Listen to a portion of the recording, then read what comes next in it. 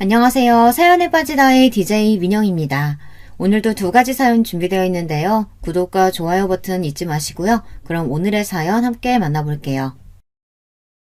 안녕하세요. 열심히 일을 하며 한 가장으로서 살고 있는 남자입니다.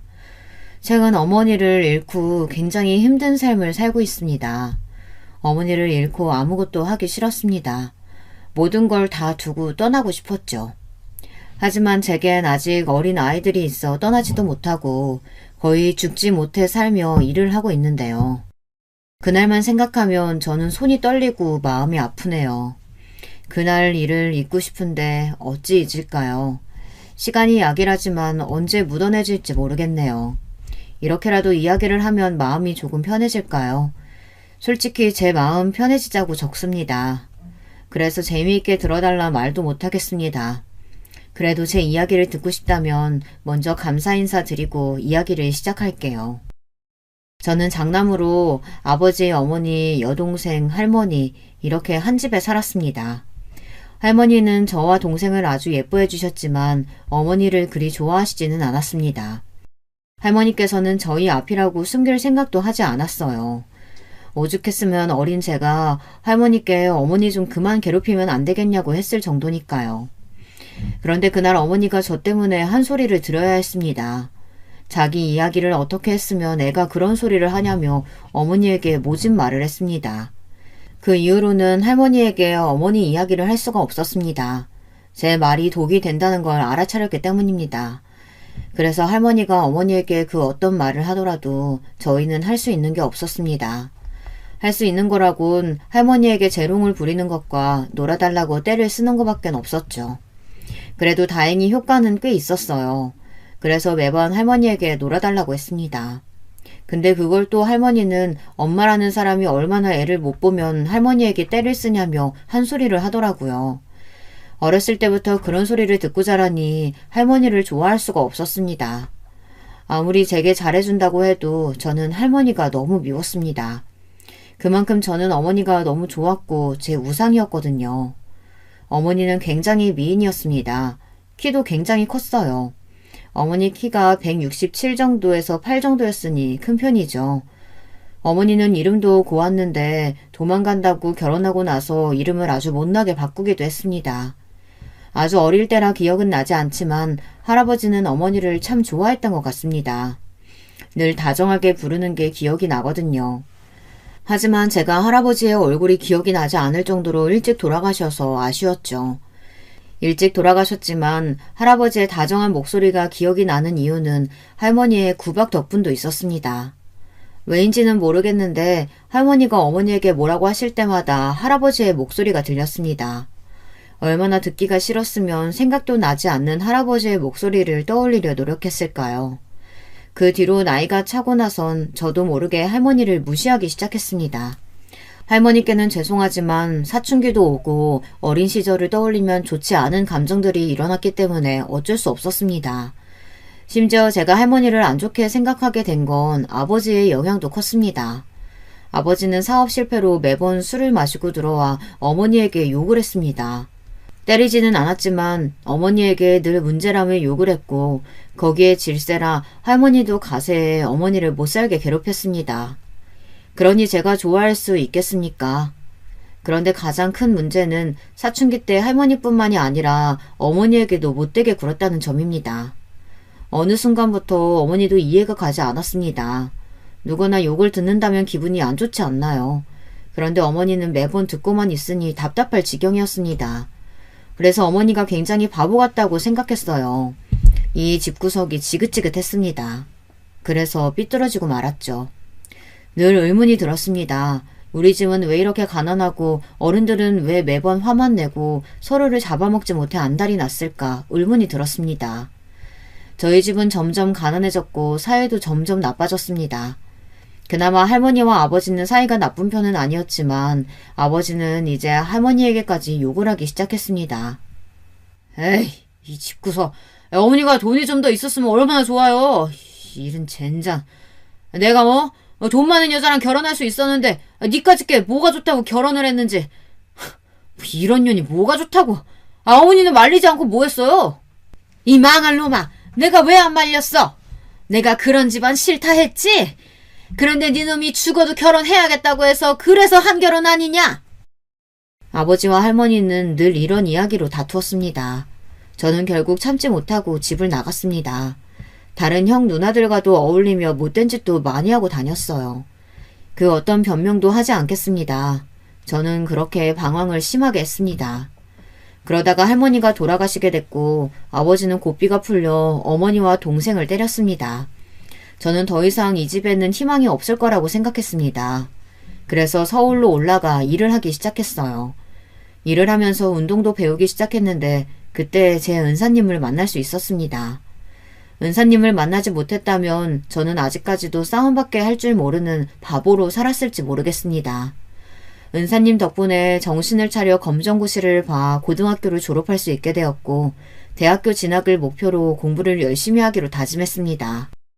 그 전에 은사님이 부모님께 꼭 찾아가라고 해서 저는 몇 년 만에 고향으로 내려갔습니다. 처음에는 정말 용기가 나지 않더군요. 그렇게 나간 주제에 욕먹는 게 두려워 많이 망설였어요. 하지만 이때가 아니면 또 언제 찾아갈까 싶어 용기를 내 집으로 찾아갔죠. 그런데 제가 알던 집과는 다르게 생겼더라고요. 이렇게 낡았나 싶었고 집에는 옹기라고는 찾아볼 수가 없었습니다. 사람 사는 집이 아니었어요. 저는 옆집 사는 분에게 물어봤습니다. 그러자 그 할머니가 저를 알아보시고는 왜 이제와 왔냐고 막 우시는 겁니다. 무슨 일이냐고 물어봐도 아무 말 하지 않고 그저 울기만 했습니다. 그런데 그때 낯익은 목소리가 들려왔습니다. 어머니의 목소리를 잊을 수가 없었죠. 어떻게 잊을 수가 있겠어요. 그런데 어머니의 모습은 집과 마찬가지로 제가 알던 모습과 굉장히 달랐습니다.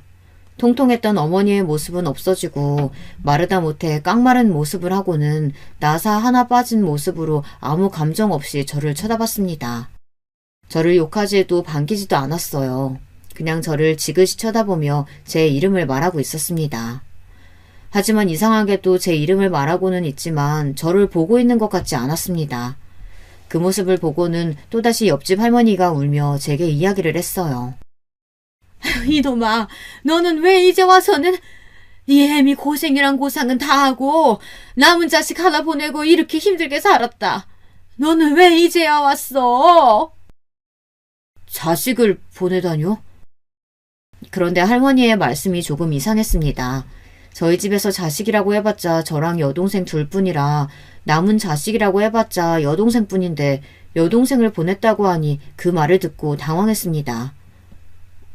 어머니, 예진이 시집 보냈어요? 왜요? 아버지가 보냈어요? 시집 보내긴 뭘 보내.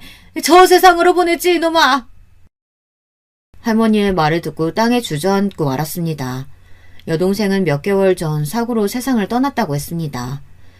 아버지는 제가 집을 나가고 난 뒤 얼마 뒤 집을 나갔다고 했고 그렇게 어머니와 여동생과 함께 잘 살고 있었는데 그런 불운이 따라오고 만 것이었죠. 그 후로 어머니는 밥도 먹지 않고 매일 동생을 찾아 나섰다고 했습니다. 그나마 동네 분들이 어머니를 챙겨줘서 다행이지 아니었으면 어머니도 동생을 따라갔을 거라고 했습니다. 어머니는 제 말이 들리지 않는 모양이었습니다. 저는 다시 한 번 더 어머니를 불렀어요. 어머니! 그제야 어머니는 저를 바라봤습니다. 그리고 어머니는 제 이름을 부르며 울면서 저를 안았습니다. 왜 이제 왔어? 엄마가 얼마나 보고 싶었는데. 이놈아, 왜 이제 왔어? 어서 동생 찾으러 가자. 네 동생 추위도 많이 타는데 집에 오지를 않어. 저는 옆집 할머니를 쳐다봤고 할머니는 고개를 절레절레 저으시며 늘 이런 상태라고 이야기를 했습니다. 저는 대학 공부를 위해 서울에 올라간다고 말을 하려고 했지만 그럴 수가 없었습니다. 어머니의 상태를 보고 어떻게 갈 수 있겠습니까? 결국 저는 1년을 고향에서 지냈습니다. 1년 동안 어머니의 상태는 많이 좋아지셨습니다. 어머니와 지내는 동안 공부를 많이 하지는 못했지만 틈틈이 공부도 했고 일도 정말 열심히 해서 대학 등록금도 벌었습니다.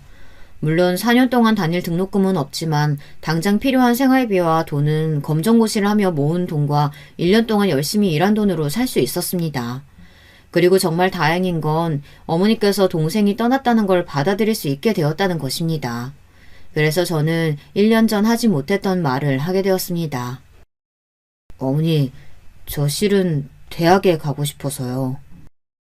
어머니에게 하는 모든 말이 조심스러웠어요. 괜히 내가 대학을 간다고 해서 어머니를 떠나 상처를 주는 게 아닌가 생각을 했습니다. 장하네, 내 아들. 하고 싶은 거 해야지. 그래.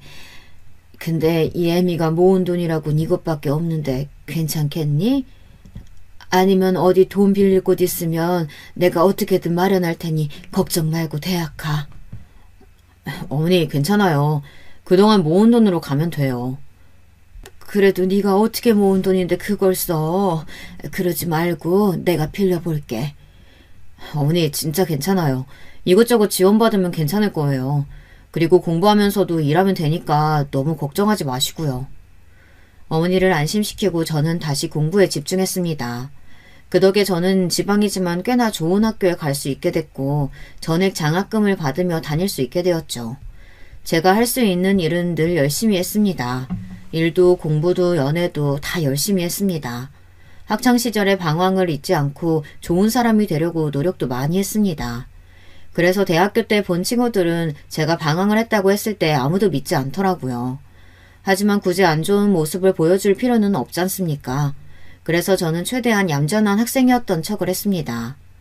저의 학창시절과 대학시절은 그렇게 끝이 났습니다. 정말 많은 일들이 있었지만 다시 어머니랑 재회를 한 게 가장 큰 사건이었죠. 뭐랄까, 방황도 심하게 하고 늘 어머니에 대한 안타까움이 있어서 그런지 점점 어머니를 향한 이 마음이 커지더군요. 그래서 저는 어머니를 위하면서 살기로 결심했습니다. 그런 결심을 하면서도 저와 결혼할 사람이 조금 안쓰럽기는 하더라고요. 하지만 어쩌겠어요. 그럼 결혼을 안 하면 되는 거 아닌가요? 저야 결혼을 무조건 해야겠다는 생각은 없었습니다. 다만 어머니가 한 번씩 결혼 이야기를 꺼내면 결혼을 해야겠다는 생각을 가졌을 뿐이었죠. 결혼의 필요성을 느껴 하려고 했던 건 아니었기 때문에 대단한 절실함은 없었습니다. 하지만 제 이상형을 만나고 그런 생각이 싹 사라지더라고요. 선배의 소개로 만나게 됐는데 꽤 괜찮더라고요. 저희는 몇 년의 연애 끝에 결혼을 약속했습니다. 한 가지 문제는 집안 차이가 꽤 나서 걱정이 되었습니다. 우리 집에서 공부 잘하는 사람이 있기 쉽지 않은데 박서방이 아주 복덩이야. 아닙니다. 그렇게 말씀해 주시니 감사합니다. 그러지 말고 결혼 비용은 우리 쪽에서 다 될 테니 부담 가지지 말고 사부인한테도 내가 잘 말해줄 테니까 걱정 말고. 어머니까지 챙겨주시고 감사합니다. 다행히 장인어른과 장모님이 좋게 봐주셔서 결혼을 허락받을 수 있었습니다. 가난하게 자랐는데도 열심히 공부를 해 대단하다고 칭찬을 아끼지 않았습니다. 그리고 결혼 비용은 걱정 말라며 처가에서 다 부담하겠다고 하는 겁니다. 그리고 어머니까지 배려를 해주시니 얼마나 감사하겠어요. 저는 이 결혼은 아주 성공적이라고 생각했습니다. 제 인생은 이제 필날밖에 없다고 생각했어요. 바보같이 말이죠. 그리고 아내와 저희 본가로 갔습니다. 어느 정도 돈을 벌고 나서 어머니에게 이사를 제안했지만 자기는 한평생 살았던 곳에서 살고 싶다며 거절을 하더라고요. 당연히 수리는 했지만 아내가 불편할까봐 걱정했습니다. 처갓집과 너무 비교가 되어 조금 걱정이 되었거든요. 아내는 워낙 잘 사는 집안에서 태어나 걱정을 했거든요. 그런데 아니나 다를까 아내가 불편해하기는 하더라고요. 하지만 고맙게도 어머니에게 내색은 하지 않았습니다. 정말 싹싹하게 어머니에게 친근하게 다가가 먼저 말도 걸고 몸이 먼저 앞서 나갔죠. 그래서 결혼 생활에 대한 걱정은 사실 하나도 없었습니다. 하지만 제 아내가 그렇게 어머니에게 행동할 줄 누가 알았겠습니까? 저희는 달달한 신혼생활을 만끽하고 있었습니다. 그리고 저희는 허니문 베이비로 아들을 얻게 되었죠. 더할 나위 없이 행복했습니다. 이제야 완벽한 행복을 찾은 것 같았습니다. 저는 다짐했어요. 아버지 같은 사람이 되지 않겠다고 다짐을 했습니다. 그리고 어느 날 장인어른께서 제게 따로 연락이 왔습니다. 따로 전화를 할 일이 없는데 전화가 오니 괜히 불안하더군요. 그래, 박서방, 바쁜가? 아닙니다. 무슨 일 때문에? 다른 게 아니고 혹시 자네 따로 병원 차릴 생각은 없나? 내가 투자를 하지. 생각이 있긴 하지만 그래도 이 사람아, 언제 이래서 개인 병원 차리나? 그것도 다 대출 끼고 하는 건데 그냥 내가 해준다고 할 때 감사합니다 하고 받아. 하지만 장인어른... 내가 박서방을 위한 것도 있지만 내 딸 체면을 위해서도 있어. 그리고 우리 집안이 공부머리는 아니지 않은 거 알지 않나? 할 줄 아는 거라고는 몸으로 부딪혀서 장사나 할 줄 알지 뭐가 되겠나? 그래서 얼마나 무시를 많이 받았는데 내가 박서방 덕에 큰 소리 떵떵 칠 수 있고. 그렇게 해주신다면 감사히 받겠습니다. 그래. 그럼 내 나중에 또 연락할 테니 받고. 그렇게 저는 장인어른 덕에 개인 병원을 열 수 있었습니다. 언젠가는 개인 병원을 여는 게 꿈이었는데 이렇게 빨리 실현이 될 줄 몰랐습니다. 가난하게 살던 제가 이런 부귀영화를 누려도 되나 싶다가도 박탈감이 느껴지기도 했습니다. 돈이 있으면 쉽게 꿈을 얻는다는 걸 깨달았으니 굉장히 기분이 묘했습니다. 그래도 저에게는 잘된 일이니 기분 좋게 병원을 차리기로 했습니다. 하지만 병원 개업을 한다는 게 정말 쉽지 않은 일이더군요. 하나부터 열까지 디자인부터 신경을 써야 하고 사람을 뽑는 일 하나하나 신경을 써야 하니 예민해지기 시작했습니다. 하필이면 아내도 둘째가 생겨 예민해져서 싸우기 바빴습니다. 아내는 하던 일마저 그만두고 돈만 쓰기 바빴습니다. 당신 요즘 돈을 너무 많이 쓰는 거 아니야?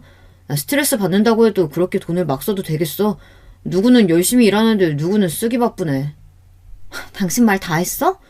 그러는 당신은 우리 아빠 돈 없었으면 병원 열지도 못했잖아. 그러면서 나한테 돈 얘기를 해? 그건 당신을 생각해서 나한테 투자를 하신 거지. 그리고 병원 개업했다고 바로 당신 일 그만뒀잖아. 그럼 내가 계속 일해야 돼? 솔직히 나 일하기 힘들어. 나 어디 가서 누가 아래 있을 사람 아니야. 그냥 당신 사람들처럼 살아보고 싶어서 일한 거 가지고 왜 그렇게 이야기를 해? 뭐? 언제는 자기는 평생 일하고 싶다며. 이런 평범한 생활이 너무 소소하고 행복해서 좋다며. 그때는 내가 미쳤었나 보지. 당신 만나서 낭만에 차 있었나 보네. 그럼 지금은 당신 그런 사람은 아니란 말이야? 그럼 언제까지 내가 낭만에 갇혀있는 사람인 줄 알았어? 나 원래 이런 사람이야. 당신 만나려고 일부러 그렇게 이야기한 거지. 왜? 집안 좋은 의사는 당신 안 만나줄 것 같으니까 돈 없는 의사 골라서 만났나 보지? 내가 언제 그런 말을 했어? 당신 말이 그렇잖아. 어떻게든 의사 부인 되고 싶어서 돈 없는 의사 꼬신 거 맞잖아. 왜? 그러면 안 돼? 저는 아내와의 말다툼으로 아내의 모든 걸 봤습니다. 이런 모습일 줄 알았다면 결혼을 하는 게 아니었는데 이미 후회하기에는 늦었죠. 이미 둘째도 뱃속에 있으니 누굴 탓하겠습니까? 그냥 참고 살아갈 수밖에 없었습니다. 그리고 장인어른 덕도 봤으니 제가 참아야 할 수밖에 없었죠. 하지만 저희는 점점 사이가 나빠졌습니다. 무슨 이유 때문인진 모르겠네요. 부딪히는 일이 많았습니다. 아내의 기분을 풀어보고자 열심히 노력했지만 서로 타이밍이 맞지 않았습니다. 아내의 기분이 조금 괜찮았을 때는 제가 빈정이 상해 맞지 않았거든요. 둘째가 태어나고 다시 괜찮아졌나 싶었는데 제가 바빠져서 집에 있을 일이 없어 아내와 이야기를 할 시간이 없었습니다. 일이 바빠지는 건 참 행복한 일이지만 그만큼 가족에게 신경을 못 써 신경이 많이 쓰였습니다. 하물며 동생 기일이 다가와 어머니를 챙겨드려야 하는데 가지 못해서 마음이 걸렸죠. 그래서 아내에게 조심스럽게 이야기를 했습니다. 혹시 어머니 잠깐 우리 집에 모셔와도 될까? 뭐? 그게 무슨 말인데? 동생 기일이 다가오니까 걱정이 돼서. 휴가 내고 가자니 요즘 바빠서 휴가를 낼 수도 없고 그렇다고 넘기기에는 어머니가 그때만 되면 많이 힘들어하시니까 그냥 지나칠 수도 없는 거고. 일단 알겠어. 아내의 함숨소리에 저는 예민해졌지만 허락을 해준 것만 해도 다행이라 생각해 뭐라고 하지는 않았습니다. 그래서 동생 기일에 맞춰 어머니를 찾아뵙고 집에 모셔올 수 있게 됐습니다. 그런데 제가 착각을 했을지도 모르겠지만 아내가 어머니를 무시하는 것 같은 느낌이 들더군요. 어머니가 아이들이랑 놀고 있으면 아이를 데려간다든지 첫째에게 들어가서 공부를 하라고 했습니다. 하지만 직접적으로는 안 좋게 대하는 게 아니라서 뭐라고 말을 할 수가 없었습니다. 그런데 어느 순간부터는 아내가 어머니에게 한 소리 하는 걸 들을 수 있었는데요. 여러분은 만약 아내나 남편이 자기 어머니에게 이런 소리를 하면 참을 수 있는지 한번 들어보세요. 어머니, 제발 손 좀 깨끗이 씻고 오시면 안 돼요? 아니면 아이들이 예쁘더라도 그냥 참고 눈으로만 봐주세요. 그 말은 어머니가 더럽다는 뜻 아닙니까? 일을 하다 말고 그 말을 듣고는 바로 아내를 데려와 안방에서 소리쳤습니다. 당신, 어머니한테 무슨 말버릇이야? 내가 왜? 아니, 어머니 손 좀 봐봐. 정말 새까매. 당신이 더 잘 알겠네. 그리고 어머니 냄새 나는 거 알아? 제대로 안 씻으니까 그런 거 아니냐고. 저는 아내를 때리고 싶은 마음이 굴뚝 같았습니다. 처음으로 아내의 얼굴이 보기 싫은 순간이었죠. 하지만 아버지처럼 되지 않겠다고 결심을 했기 때문에 아내를 때릴 수 없었습니다. 때린다면 저는 아버지와 같은 사람이 될 것이기 때문에 꾹 참았습니다. 어머니는 평생 시골에서 살아서 그래. 그래서 나는 냄새들 있잖아. 장모님이랑 장인어른이야 매일 케어받고 안 나실 수도 있어. 그런데 있잖아. 그 냄새는 나이 든 사람이면 다 날 수밖에 없는 거야. 좀 더 심할 뿐이지. 그렇다고 깨끗이 안 씻는 것도 아니고. 그리고 어머니 손은 농사하느라 그렇게 된 거야. 집안일하고 하느라서 그렇게 된 거라고. 우리 어머님 누구보다 깨끗한 사람이야. 당신보다 훨씬 깨끗할걸? 당신 이모님 아니었으면 이 집이 깨끗했을 거라고 생각해? 당신은 집이 개판이 돼도 몸만 깨끗하면 다잖아. 안 그래? 내가 치울 필요가 뭐가 있어? 이모님들이 다 알아서 치우는데. 그리고 내 몸만 깨끗하면 된 거 아니야? 아내의 말에 저는 더는 할 말이 없었습니다. 이 사람과 이야기를 해봤자 제 에너지만 소비한다는 생각이 들었습니다. 그래, 알겠어. 근데 다시는 어머니한테 그런 말 하지 마. 그때는 안 참아. 안 참으면? 왜? 그렇게 어머님 소중하게 생각하면 나랑 결혼은 왜 했니? 왜? 어머님이 그렇게 불쌍해? 안쓰러워? 참나, 동생이 죽은 지가 언젠데 아직도 걱정을 하고 있어. 아내는 해서는 안 될 말까지 하기 시작했습니다. 동생 죽은 지도 몇십 년이 지났는데 아직도 그거 하나 못 이겨내고 슬퍼하냐고 하더라고요. 그 말을 듣고 참지 못하고 저는 제 옆에 있던 화장품을 던져버렸습니다. 물론 아내 쪽으로 던지지는 않았지만 화장품이 터지면서 안방 곳곳에 다 묻게 되었고 아내는 놀라서 뭐하는 행동이냐고 소리를 쳤습니다.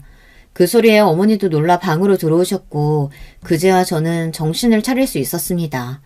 아내는 저를 한번 보고 어머니를 한번 쳐다보고는 집 밖으로 뛰쳐나갔습니다. 그날 어머니에게 죄송하다고 사과를 드리고 아이들을 달래줘야 했습니다. 아내는 하루 종일 들어오지 않아서 어머니가 아이들을 봐줬습니다. 아내는 이틀 동안 연락이 없었습니다. 하지만 제가 먼저 연락하고 싶지 않았어요. 연락을 하지 않는다면 장인어른이 먼저 전화가 올 거라는 것도 알고 있었지만 연락하고 싶지 않았습니다. 결국 장인어른에게 전화가 먼저 왔고 어쩔 수 없이 장인어른의 전화를 받았습니다. 네, 장인어른. 그래, 나랑 할 이야기가 좀 있지? 죄송합니다. 내가 조서 보내줄 테니까 일 끝나고 거기로 오게. 긴장되었습니다. 결혼을 허락받으러 갈 때보다 더 긴장됐습니다. 왔는가? 죄송합니다. 아니, 내가 박서방 자네 사과 듣겠다고 여기로 부른 건 아니고 말해봐. 뭐를? 내 딸이 뭘 잘못했는지 말해보라고. 장인어른의 말에 저는 놀랄 수밖에 없었습니다. 장인어른은 분명히 아내가 잘못이 있을 거라고 판단하며 저에게 확신을 갖고 물어보셨습니다. 아내가 그 전에 얼마나 사고를 많이 쳤으면 믿음이 없을까 싶기도 하면서 괜히 나를 두고 시험하는 게 아닌가 하는 생각이 들었습니다. 저는 사실대로 이야기를 해야 할지 말아야 할지 고민을 많이 했습니다. 사실대로 이야기를 하면 과연 믿어줄까 고민이 많이 됐고 그렇다고 거짓으로 이야기하자니 왜 이제 와서 말을 바꾸냐고 이야기할까봐 거짓으로 말을 하지도 못했어요. 저는 어쩔 수 없이 모든 사실을 빠뜨리지 않고 이야기를 했습니다. 자네 말이 조금 더 신뢰성이 가네. 어떤 부분이? 아이가 오자마자 박서방이 물건을 던졌다고 울면서 들어오더라고. 하지만 내가 아는 박서방이라면 절대 먼저 그럴 일 없을 거라 얘기했네. 그랬더니 딸이 자기가 말실수를 했다고 했네. 하지만 그것도 다 자네가 잘못해서 그렇다고 제대로 얘기를 해주지도 않고 울고불고 소리만 치길래 이놈이랑은 말이 안 통할 것 같아서 자네를 불렀어.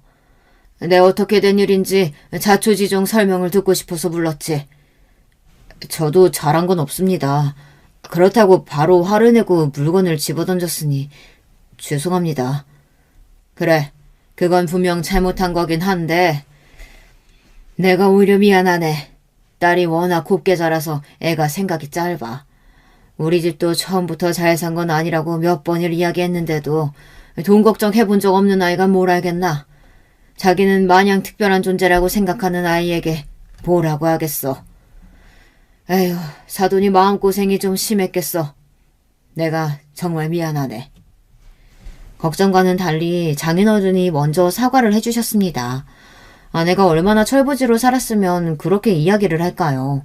장인어른까지 말이 통하지 않는 사람이었으면 앞이 막막할 뻔했는데 덕분에 마음이 누그러져서 다행이었습니다. 하지만 이런 일을 시작으로 어머니에 대한 일로 싸운 적이 한두 번이 아니었습니다. 아내는 저를 보며 답답하다고 했습니다. 바빠도 매주 어머니에게 인사를 드리러 갔고 어머니가 다치셨을 때는 모셔와서 제가 병간호를 했습니다. 이걸 다행이라고 말할 수 있을까요? 당연한 일이긴 했지만 어머니가 다쳤을 때 아내도 같이 고생을 해줬습니다. 병간호는커녕 어머니를 보지도 않을 거라고 생각했는데 그래도 며느리라고 걱정해주는 모습을 보니 따뜻해지더라고요. 지금 생각해보면 이런 걸로 따뜻해진 제 자신에게 어처구니가 없지만 고마운 건 기억을 해야겠죠. 하지만 그것도 잠시 결국 아내는 어머니에게 돌이킬 수 없는 상처를 주고 말았습니다. 어머니는 나이가 들수록 더 건강이 나빠지셨어요. 하지만 어머니는 병원도 요양원도 가기 싫어했습니다. 사람을 부르기는 했지만 그래도 걱정이 되었습니다. 매일같이 있는 것이 아니니 어머니에게 무슨 일이 생길 때는 어떻게 해야 하나 두려웠죠. 남은 가족은 어머니 한 명뿐인데 어머니마저 세상을 떠난다면 저는 분명 무너지고 말 거라고 생각했어요. 그래서 늘 어머니의 죽음을 생각을 안 할 수가 없었습니다. 어머니가 죽을까 두려워 그것 때문에 정신병원에 가서 진단을 받기도 했습니다. 혹시 여러분 중에서도 이런 비슷한 증상을 가지신 분 있을까요? 어떤가요? 살기 너무 불편하지 않나요? 하지만 더는 이런 문제로 두려워할 필요가 없었습니다. 어머니가 돌아가셨으니 말이죠. 때는 시간이 흘러 동생의 기일이 다가올 그날이었습니다. 어김없이 저는 어머니를 집으로 모셔왔어요. 아내는 이날을 제일 싫어했습니다. 저는 아내가 이해가 가지 않았습니다. 제사를 지내는 것도 아니고 어머니가 구박을 하는 것도 아닌데 싫어할 이유가 있을까요? 물론 시어머니라는 존재가 그렇게까지 달가운 존재가 아니라는 건 알겠지만 그렇게 싫어할 정도로 어머니가 아내에게 피해를 준 것도 없는데 그 정도로 싫어하니 이해가 가지 않았습니다. 하지만 이미 모셔왔으니 어떡합니까? 어머니를 보살펴 드릴 수밖에 없죠. 저는 아내에게 미안하다고 이야기를 하고 조금만 더 고생해달라고 했습니다. 그래도 이날만 되면 어머니가 늘 아프시고 기운도 없으셔서 어쩔 수가 없었어요. 제 마음이 불편해서 놓을 수가 없더라고요. 모처럼 빨리 퇴근해서 다 같이 저녁을 먹을 수 있었습니다. 어머니가 올라오시고 3일째가 되던 날 사건이 터지고 말았죠. 밥을 먹기 전 저와 사소한 말다툼을 해서 아주 예민해져 있었는데 어머니가 제 눈치를 보며 미안하다고 하시더라고요. 미안하다. 바쁜 사람이 나 때문에 괜히 집에 일찍 온 건 아닌가 싶네. 아니에요 어머니 괜찮아요. 아시면서 왜 안 내려가세요? 어머니가 매번 남편 발목 잡고 사시는 거 알긴 아세요? 아내는 그 순간 참지 못하고 어머니에게 한 소리 했습니다. 그래? 에휴, 내가 미안해서 어쩌지? 당신 미쳤어? 어머니 아니에요. 집사람이 예민해져서 그런 소리 한 거예요. 당신 들어가. 왜? 어머니 솔직하게 이야기할게요. 저 이제 너무 힘들어요. 어머니 간호하는 거 이제 지쳐요. 저는 아내를 붙잡고 안방으로 갔습니다. 당신 지금 그런 소리를 왜 어머니 앞에서 해? 왜? 나는 그런 소리도 못해? 나도 이제 지쳤어. 몇 년이야? 10년도 넘었어. 우리 제대로 여행이나 가본 적 있어? 애들은? 매번 어머님 챙기기 바빴지? 우리 가족들은 안중에도 없지? 솔직히 할 말이 없었습니다. 가족을 소중히 한다고 했지만 늘 어머니가 먼저였으니까요. 하지만 어머니의 인생은요. 누가 책임져 줍니까? 저희를 낳느라 그렇게 버려진 인생 저라도 책임져야 하는 거 아닌가요?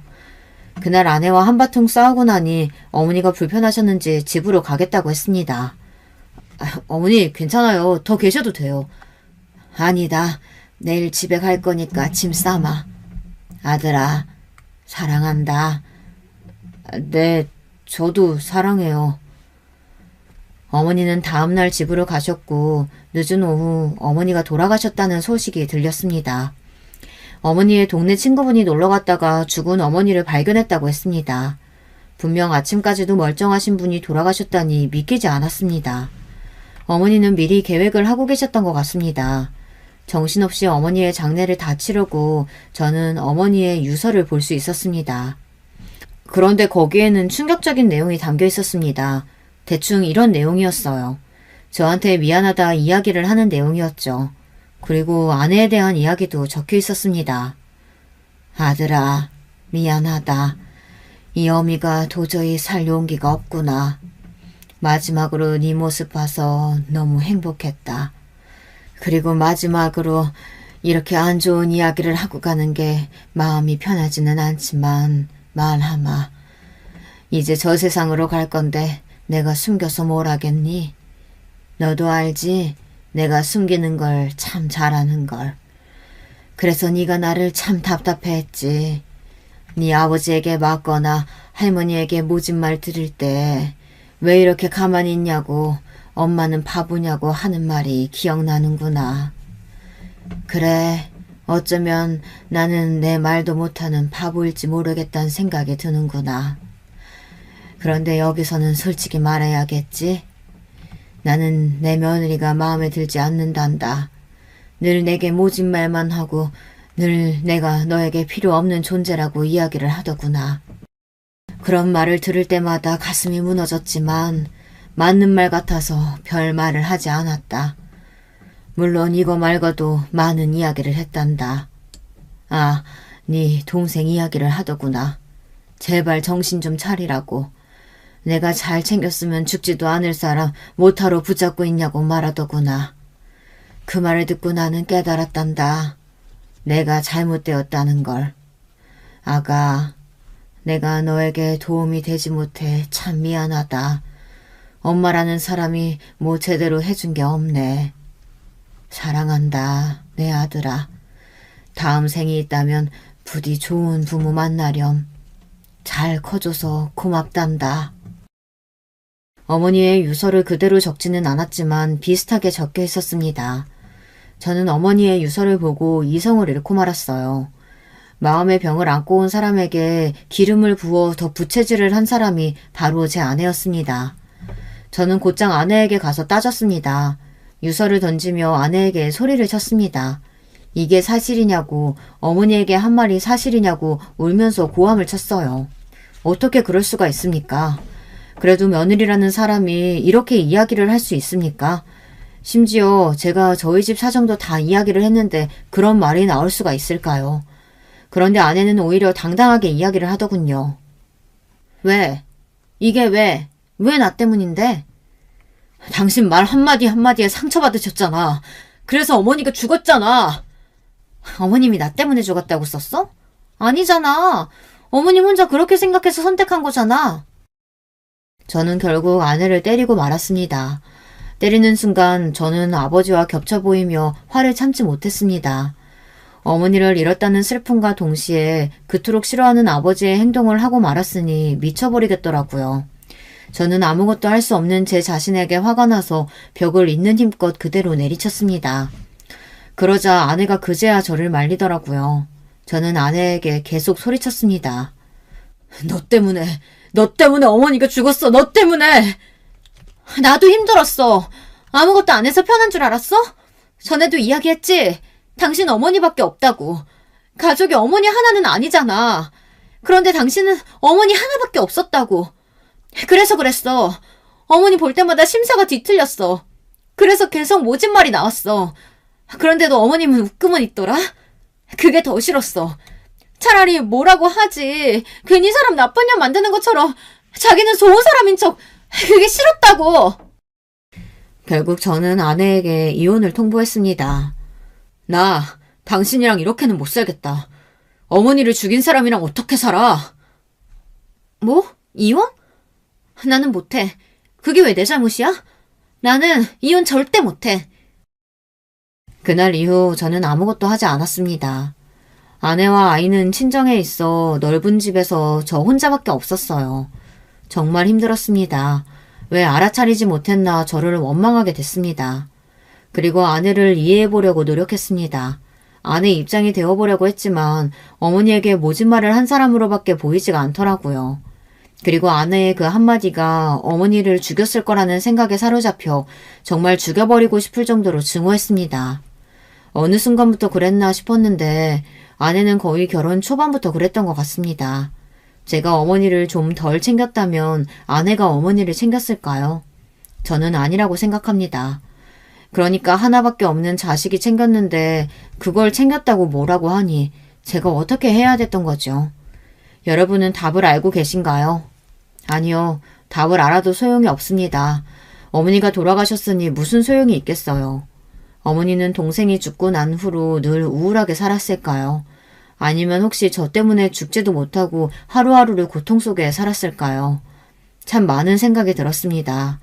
하루하루를 절망 속에서 살았습니다. 누군가에게 전화가 왔습니다. 이쯤이면 아실까요? 네, 장인어른이었습니다. 장인어른은 저희 집에 찾아왔습니다. 회와 소주 한가득을 사들고 오셨더라고요. 괜찮나? 한 잔 받게. 30분 동안 아무 말 없이 장인과 소주를 마셨습니다. 안주도 먹지 않고 장인어른이 주는 술을 마시다 보니 조금 취기가 올라오는 것 같더라고요. 그제야 저는 입을 열 수 있었습니다. 장인어른 앞에서도 이야기가 곱게 나갈 것 같지 않아 말을 하지 않았는데 술이 용기를 주더군요. 장인어른, 이혼하고 싶습니다.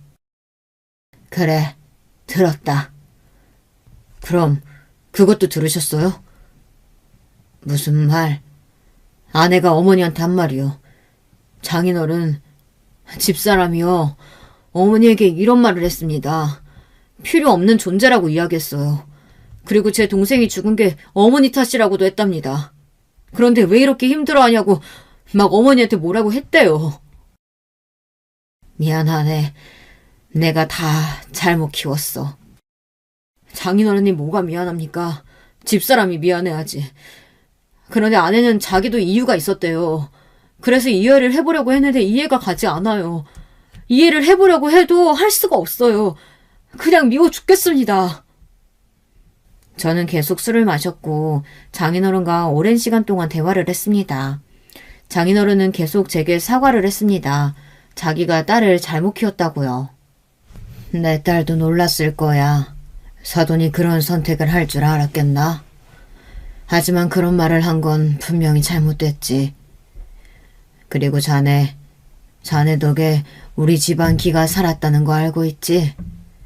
참 고맙게 생각하네. 늘 내가 가지지 못한 것에 대한 열등감이 있었는데 그걸 자네가 채워줬어. 그래서 말인데 이제는 그만 채워도 되겠어. 병원은 그대로 가지고 크게 키워보고 원한다면 이혼을 해도 좋아. 자네 마음이 편하다면 내가 뭐라고 할 수 없지. 그런데 이거 하나만 알아주게. 내 딸도 여자였을 거야. 자네 마음의 1순위에 들어가고 싶었을 텐데 어느 순간 자기가 1순위가 아니라는 걸 깨달았을지도 모르지. 그렇다고 딸의 잘못이 없어지진 않지만 그래도 아빠로서 딸에 대한 변호를 하자면 그렇다는 거지. 용서를 해달라는 건 아니고 그냥 그럴지도 모른다는 걸 알고만 있으라는 거야. 그런데 신기할수록 그토록 이해가 가지 않았던 아내가 조금은 이해가 가기 시작하더라고요. 하지만 거기까지였습니다. 그래도 아내를 용서할 수는 없었습니다. 이혼은 아직 아닌 것 같은데 이대로는 못 살겠다. 나도 모르겠어. 그래. 아이들 잘 부탁해. 가끔 내가 아이들 보러 갈게. 당신 미안한 마음 조금이라도 있어? 그럼 내가 아무 생각이 없을까봐? 나도 그 정도 감정은 있어. 그런데 나도 어머님이 그렇게 될 줄은 몰랐어. 그냥 너무 화가 나서 그렇게 이야기한 건데. 알겠어. 그럼 연락할게. 그럼 내가 물어보자. 당신은 내가 중요했어? 저는 거기서 아무 말도 할 수가 없었습니다. 중요했지. 어머니만큼은 아니었지만 분명히 중요했고 사랑했어. 결국 아내는 끝까지 미안하다고 하지 않았습니다. 사과를 했다면 조금 마음이 풀어졌을까요? 아내와 저는 이혼은 하지 않았지만 서로 각자 살아보기로 했습니다. 아이들은 제가 맡기로 했고 가끔 아이들이 엄마를 찾을 수 있으니 서로 연락은 하고 지내자고 했어요. 그렇게 저는 제 결혼 생활이 끝이 난 줄 알았습니다. 하지만 몇 달이 지나고 나서 누가 저희 집 문을 두드리더군요. 여보! 새벽에 당신이 왜 여기 있어? 당신 보고 싶어서. 추운데 뭐 하는 거야? 들어가. 엄마야? 엄마 여기서 다시 사는 거야? 아들은 아내를 보더니 환하게 웃으며 아내에게 안겼습니다. 순간 어떻게 반응을 해야 할지 모르겠더군요. 아직까지 아내의 얼굴을 보는 게 그리 반갑지는 않은데 아내의 얼굴을 보기만 하면 어머니가 떠올라서 죽고 싶다는 생각만 드는데 아이들은 자기 엄마라고 환하게 웃는 모습을 하고 있으니 속이 뒤틀렸습니다. 왜 우리 아들 엄마랑 아빠랑 같이 살고 싶어? 응, 당연하지. 나는 엄마 아빠가 사이좋게 지내는 모습 보고 싶어. 아들의 말에 어릴 적 제 모습이 떠올랐습니다. 그러다 웃음이 나고 말았어요. 결국 아버지 같은 사람이 되었나 싶었습니다. 다른가요? 글쎄요. 아이들 입장에서만 봤을 때는 못된 아버지라고 생각을 하지 않을까요? 아내는 자연스럽게 집 안에 들어왔습니다. 그리고는 남의 집처럼 구경을 하더군요. 깔끔하네. 이모님도 안 계시는데. 당신은 참 깨끗한 사람이네. 그래서 내가 좋아했는데. 그치? 이만 가. 할 얘기가 있어. 여기서 해. 애들 있는 곳에서? 저는 아들을 보고 한숨을 쉬었습니다. 아들을 방에 보내 재우고 아내와 식탁에 앉아 오랜만에 이야기를 했습니다. 아직 나 많이 미워? 밉다고 설명할 수가 없는데. 여보, 내가 잘못했어. 진짜 너무 잘못했어. 나 한 번만 용서해주라. 그런데 갑자기 아내가 무릎을 꿇더니 눈물을 뚝뚝 흘리며 용서를 구하더라고요.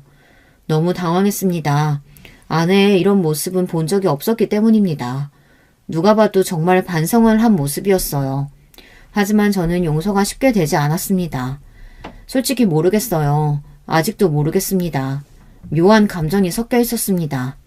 짠하기도 한데 너무 밉고 용서를 해줘야 하는 게 맞는 것 같으면서도 절대 할 수 없는 아주 복잡한 감정이었습니다. 일어나.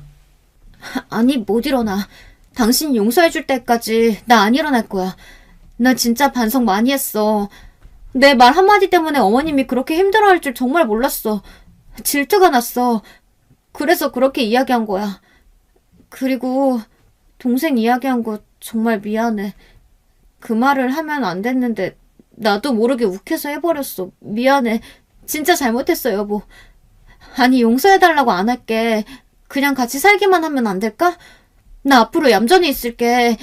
애들이랑 당신이랑 이렇게 같이 살고 싶어. 진짜 내가 너무 잘못했어. 미안해, 여보.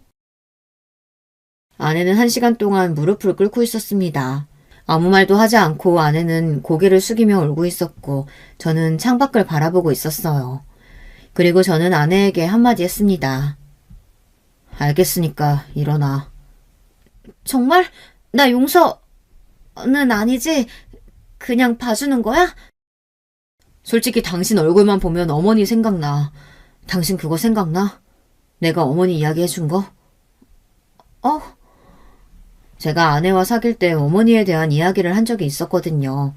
저한테는 어머니가 정말 중요한 사람이라고 이야기했었죠. 기억 안 나지? 우리가 사귈 때 이야기했는데 나한테는 어머니가 정말 중요한 사람이라고 이야기했었잖아. 그때 당신이 알겠다고 그런 일이 있었는지 몰랐다고 울면서 이야기했는데 기억 안 나?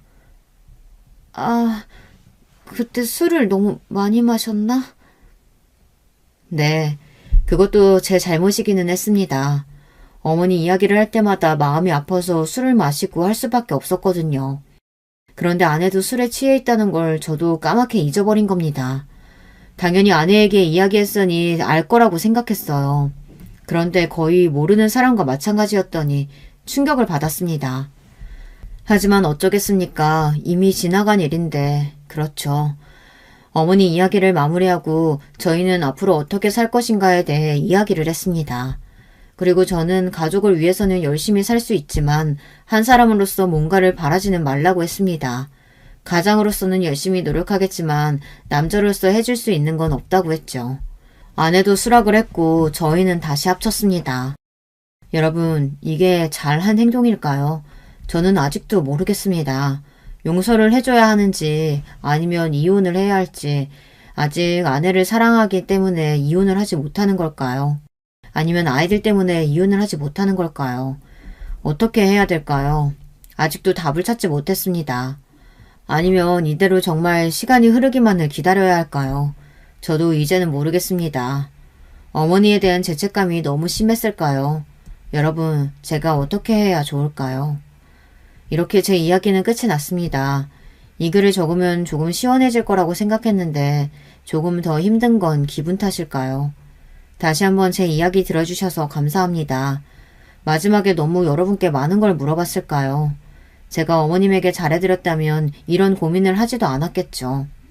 여러분은 저처럼 후회하지 마시고 부모님에게 잘 대해드리세요. 물론 저처럼 후회하시는 분도 계시겠죠. 소중한 시간 내어 들으셨을 텐데 괜히 처진 게 아닌가 걱정이 드네요. 저처럼 부모님을 잃고 슬퍼한 사람들이 많을 거라 생각이 듭니다.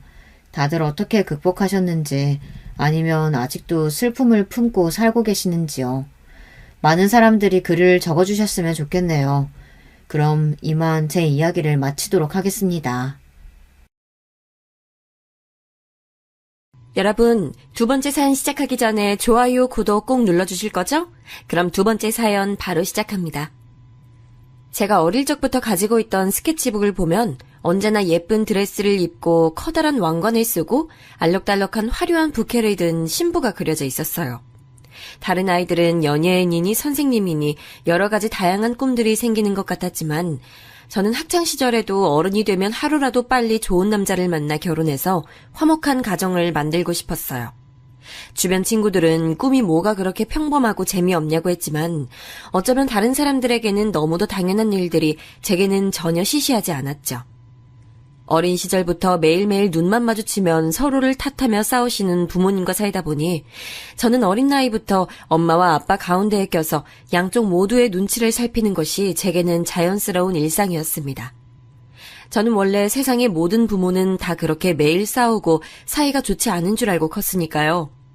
저는 그냥 단순히 제가 운이 좀 안 좋은 아이라고 생각하며 버텼습니다. 그리고 하루라도 빨리 어른이 돼서 이 집을 벗어나 저만의 새로운 울타리를 만들고 싶다고 생각했죠. 제가 사랑하는 사람과 함께 만드는 가족은 절대 지금과는 다를 거라고 매일 밤 꿈을 꾸면서요. 영화나 드라마에 나오는 것처럼 크리스마스가 되면 예쁜 트리도 함께 만들고 생일이면 가족들이 모여 케이크도 불고 노래도 부르는 그런 가족 말이죠. 제가 매일 밤 이런 상상으로 잠에 들었다는 사실을 부모님이 아신다면 제게 조금은 미안해하실까요? 아니면 이마저도 서운해하실까요? 부모님, 각자의 힘든 사정이 있다는 것 정도는 하도 귀가 닳게 들어 잘 알고 있었지만 어쨌든 제 맘속으로는 항상 그런 가정을 꿈꾸고 있었습니다. 그리고 저와 비슷한 꿈을 꾸고 있는 남자를 만나게 된다면 그때는 주저하지 말고 결혼부터 하겠다 다짐했죠. 저는 학창시절 공부나 운동은 물론이고 친구들과 어울려 다니는 것도 별로 흥미가 없었어요. 엄마가 그런 건 막상 어른이 되면 아무 소용없다는 말을 매일같이 귀에 딱지가 붙도록 하셔서인지는 모르겠지만 언제부턴간 저도 다 맞는 말 같더라고요. 그러다 보니 저는 학교가 끝나는 대로 집에 들어와 청소며 빨래를 하는 건 일상이었고 고등학교 때는 반찬까지 혼자 만들어 먹을 수 있을 정도로 실력이 늘었습니다.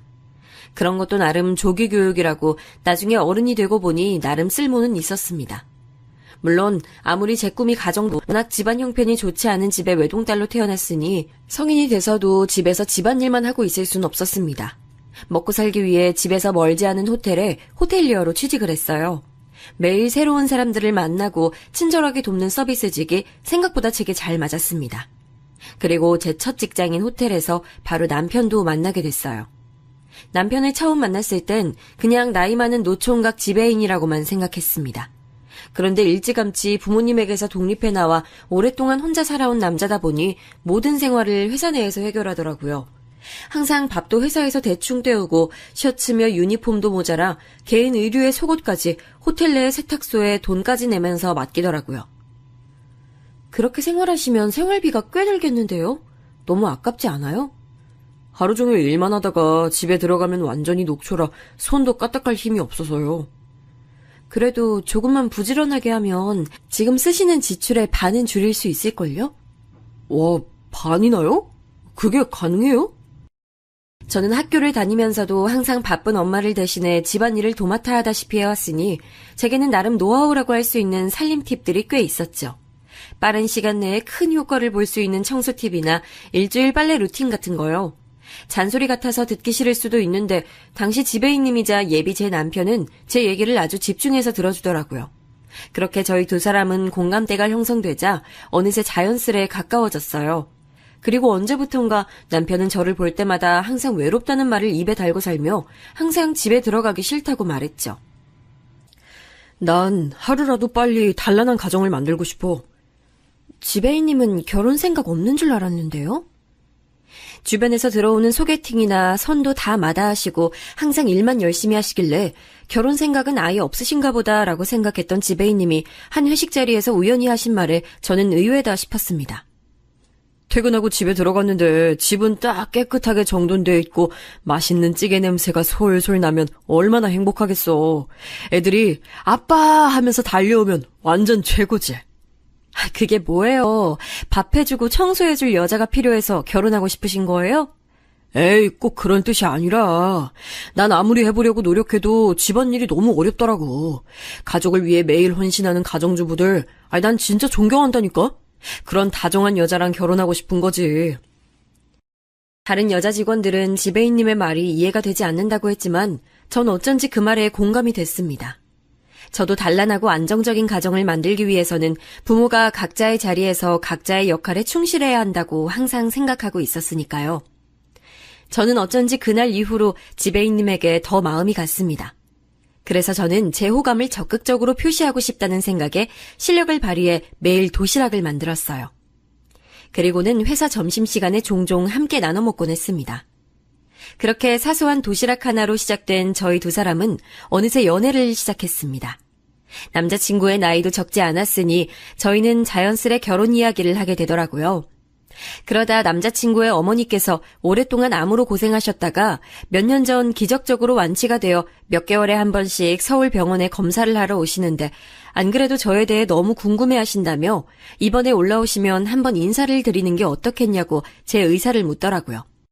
저는 당연히 그러겠다고 했고 남자친구의 부모님이 병원 검사를 받고 나오실 때쯤 병원으로 모시러 가 함께 식사를 했습니다. 저를 반갑게 맞이해 주신 어머님과 아버님은 인상이 너무나도 좋으셨습니다. 그리고 오랫동안 투병을 해오셨다고 하기엔 너무나도 밝아 보이셨죠. 그리고 저희 부모님과는 너무도 다르게 두 분 사이가 좋아 보이셨어요. 지금까지 제가 꿈꿔왔던 바로 그런 가족의 모습이었어요. 아무래도 가장 힘든 시기를 가족이 함께 똘똘 뭉쳐 잘 헤쳐나가서인 것 같았어요. 저는 식사를 하는 내내 마음이 너무 좋았습니다. 남자친구의 훌륭한 성품도 다 부모님을 닮아 그런 것이라는 생각에 이 남자에 대한 확신이 섰죠.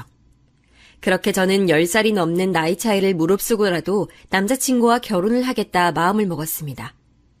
하지만 저희 부모님께서는 지금이야 젊고 된통 콩깍지가 씌어서 모르겠지만 몇 년 살다 보면 분명 후회하게 될 거라며 결혼을 반대하셨어요.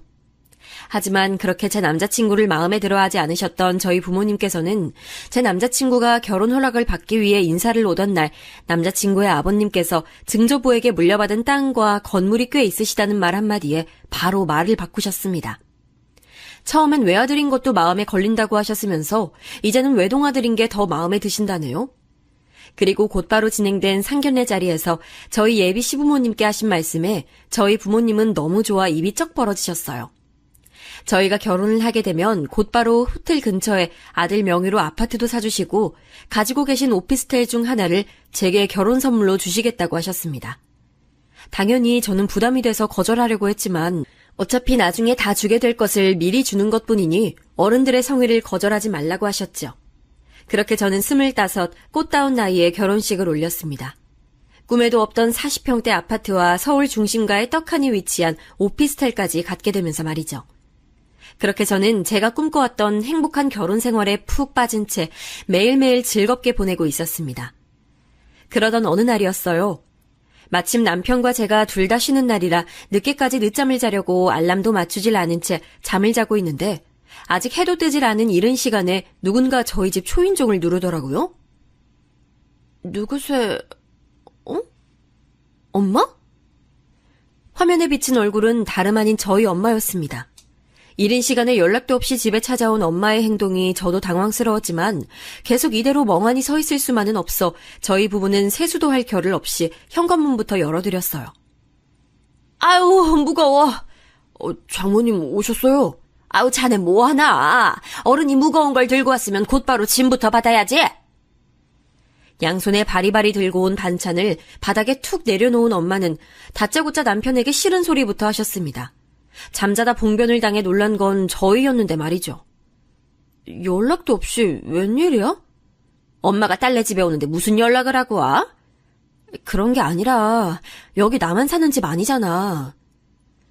저는 주변에 결혼한 언니들이 시어머니가 연락도 없이 신혼집에 들이닥치면 그것처럼 당황스러운 일이 없다는 얘기를 들었을 때도 이해가 되질 않았습니다. 아무리 당신들의 자식이 사는 집이라고 하더라도 이제는 아들만 혼자 사는 집도 아닌데 어떻게 연락도 없이 들이닥칠 수 있을까 싶었죠. 그런데 생각지도 못했던 엄마가 그런 행동까지 아무렇지 않은 얼굴로 하시니 저는 더 당황하지 않을 수가 없었습니다. 어머님, 식사는 하셨어요? 남편은 제게 장모님이 멀리서 오셨는데 얘기는 나중에 하고 식사부터 챙겨드리자며 주방으로 들어가더라고요. 엄마가 만들어 오신 반찬과 제가 해둔 찌개까지 살뜰히 데펴 금세 상을 차렸더라고요. 남편의 행동에 저는 괜스레 더 미안해졌습니다. 저야 평소 엄마의 막무가내 행동과 말투에 익숙해져 있었지만 남편은 처음 겪는 일이었을 테니까요. 아버님은 왜 같이 안 오셨어요? 그 인간이 딸내미 볼낯이 어디 있다고 여길 와? 도무지 어떻게 말해야 할지 몰라 제가 말을 머뭇거리는 사이 엄마는 버럭 소리부터 질렀습니다. 하나밖에 없는 딸내미 결혼식 밥값까지 갖고 튄 인간이야. 궁금해할 필요도 없어.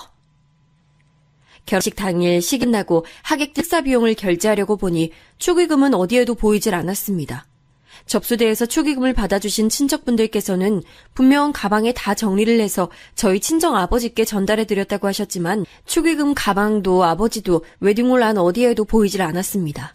그리고 잠시 뒤 아버지는 급하게 쓸 돈이 있어 그런 거라며 좀 이해해달라는 메시지 달랑 하나 제게 보내뒀더라고요. 원래부터도 자기 멋대로인 거야 진작부터 잘 알고 있었지만 이렇게까지 할 거라고는 생각지도 못했습니다. 이런 사실을 남편에게 말해야 하나 말아야 하나 신혼여행을 하던 중에도 내내 저는 고민이 많았지만 생각하면 생각할수록 얼굴이 뜨거워질 정도로 너무 창피해서 남편에겐 도저히 말을 꺼낼 수가 없더라고요. 내가 정말 네 아버지 때문에 못 산다니까. 아이 다 늙어서 사업은 또 무슨 사업을 한다고. 그때까지만 해도 엄마가 아침부터 신혼집에 들이닥치신 이유가 아빠 때문에 속상한 마음을 하소연할 곳이 필요해서였나 보다 싶었는데 알고 보니 그 이유만으로 오신 것 같진 않더라고요. 뜬금없이 저희 시부모님께서 주신 오피스텔 얘기를 꺼내시더라고요. 근데 그 오피스텔 엄청 올랐다더라. 너 알고 있었어? 안 그래도 얼마 전 시아버지께서 오피스텔 가격이 말도 안 되게 부쩍 올랐다고 하시며 우리 며느리가 복이 많아 그런 것이라고 하셨다고 남편이 말하자 엄마는 남편의 말에 기다렸다는 듯 덥석 무조건 아파트부터 사라고 부추기시더니 그 집에 자신이 들어가서 살면 안 되겠냐고 하셨습니다.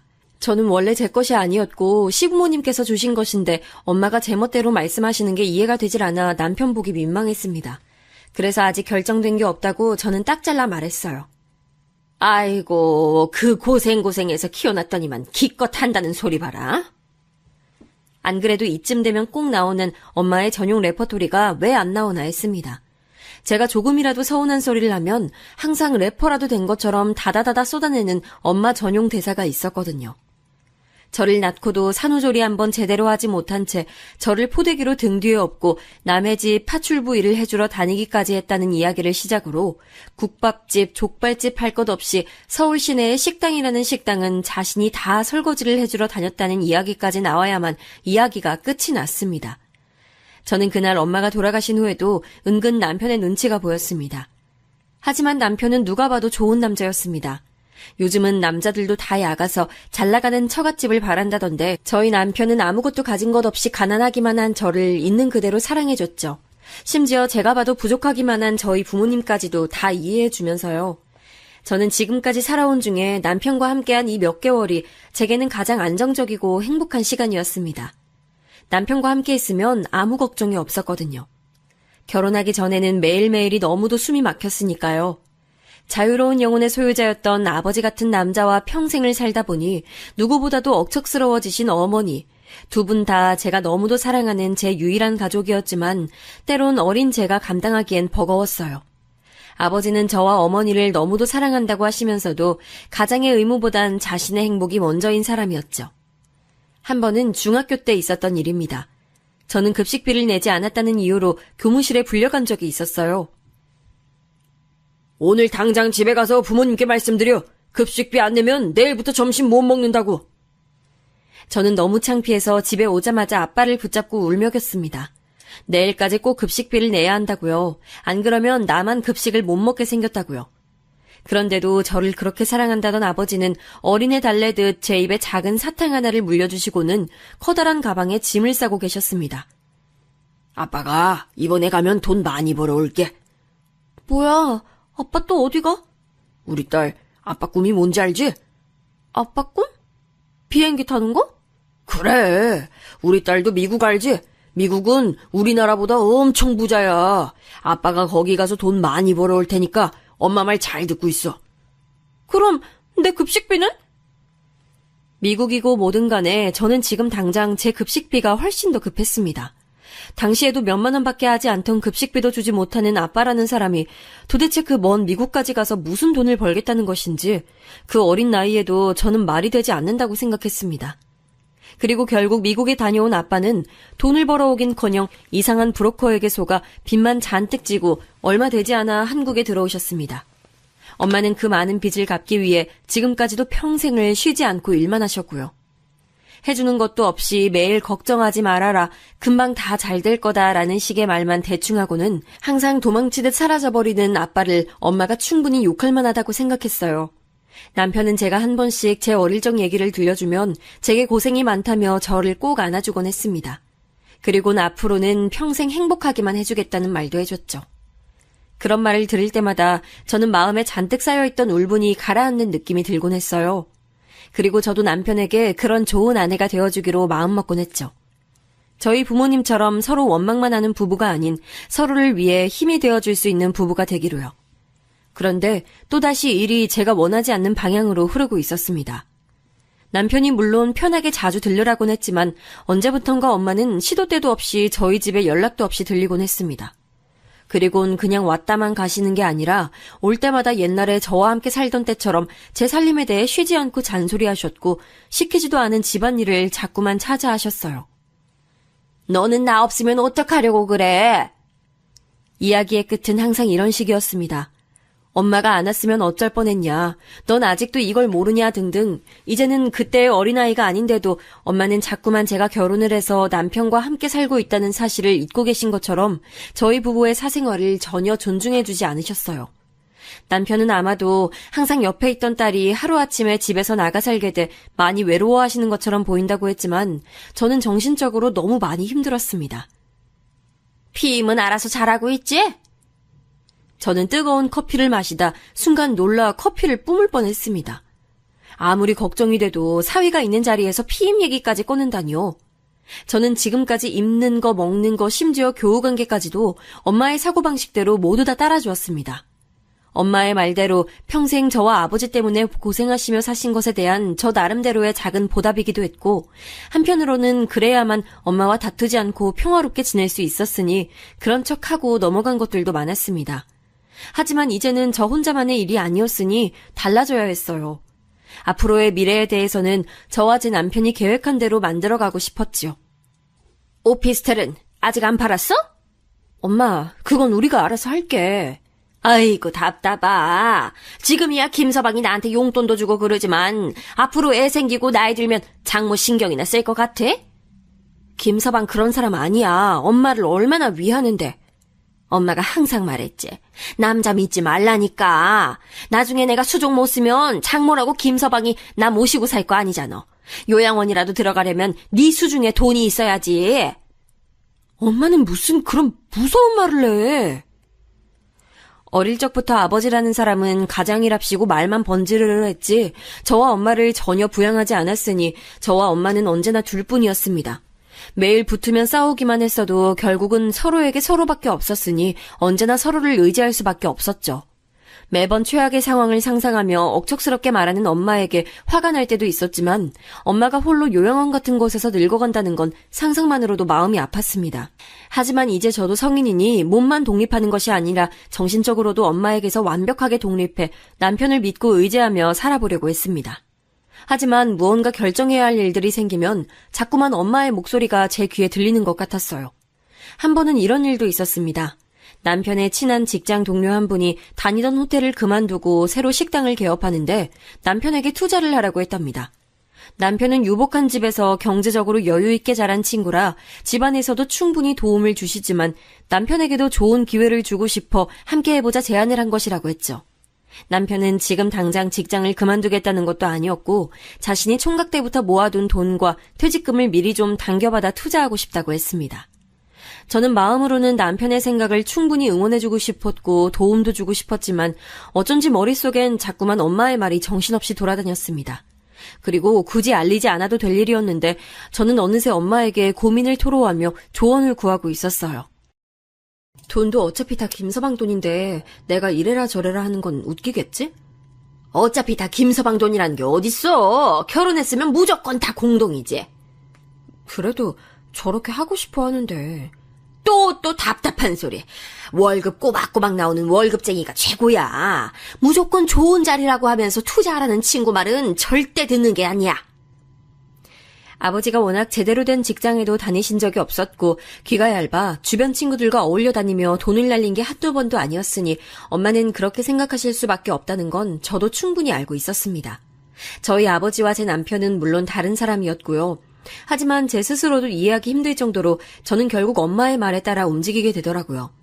저는 남편에게 아무래도 퇴직금까지 당겨서 쓸 정도로 안정적인 투자 같지 않다는 이유 같지 않은 이유를 대며 남편을 말렸습니다. 남편은 제 말대로 하기야 했지만 실망한 기색이 역력했죠. 결혼 초반에는 남편도 다른 모녀지간처럼 평범하지만은 않은 저와 엄마의 관계를 많이 이해해주려 노력하는 것 같아 보였어요. 오히려 저희 엄마뿐만이 아니라 아버지에게까지 더 살갑게 굴며 가까워지려고 노력했죠. 하지만 남편의 생각과는 달리 저희 부모님은 그런 남편의 호의를 이용했어요.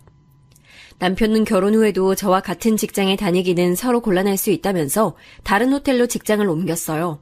평소 이직 준비를 열심히 해온 만큼 남편은 그전에 다니던 호텔보다 훨씬 더 고급 호텔로 이직을 했죠. 저는 역시나 제가 존경할 만한 남자다 싶었습니다. 그런데 남편이 이직을 한 지 한 달도 되지 않은 어느 저녁이었어요. 퇴근을 하고 돌아온 남편의 얼굴이 어딘가 어두워 보였습니다. 저는 무슨 일인지 걱정돼 남편에게 오늘 무슨 일이 있었는지 물었죠.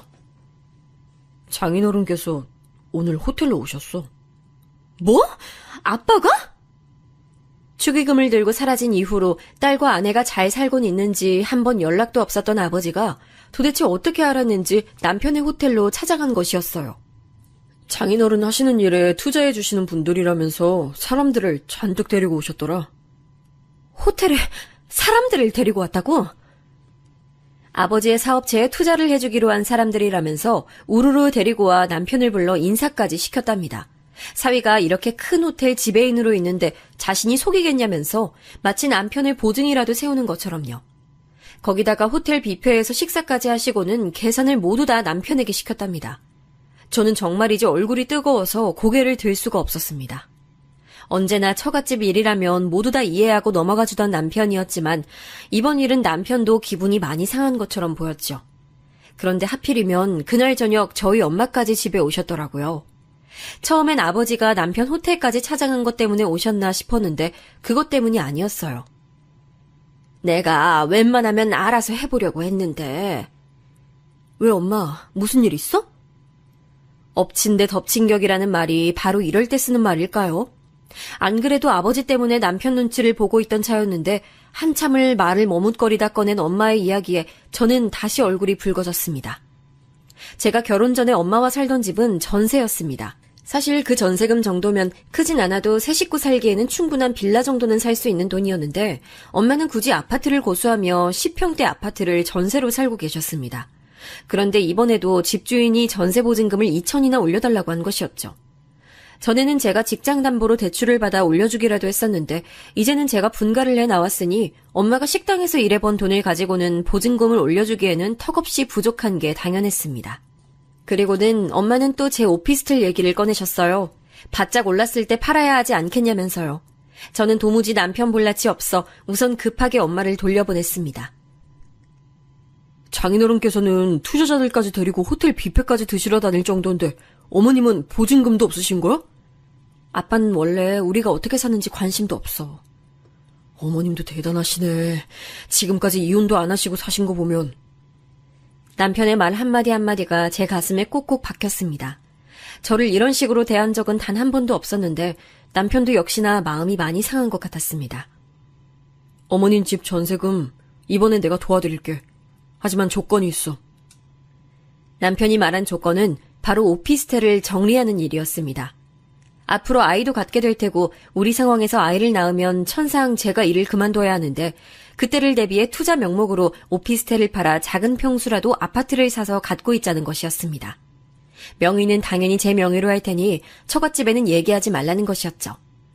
물론 저도 남편 마음을 모르는 건 아니었지만 그래도 저는 엄마에게 비밀로까지 해야 한다는 게 뭔가 찝찝해서 오피스텔도 충분히 오르고 있는데 굳이 팔아야 하냐고 물었습니다. 그러자 남편은 안 그래도 시아버지께서 이제 오피스텔은 오를 만큼 다 올랐으니 앞으로 투자 가치가 좋은 아파트를 미리 봐놓으셨다며 그쪽으로 갈아타라고 하셨답니다.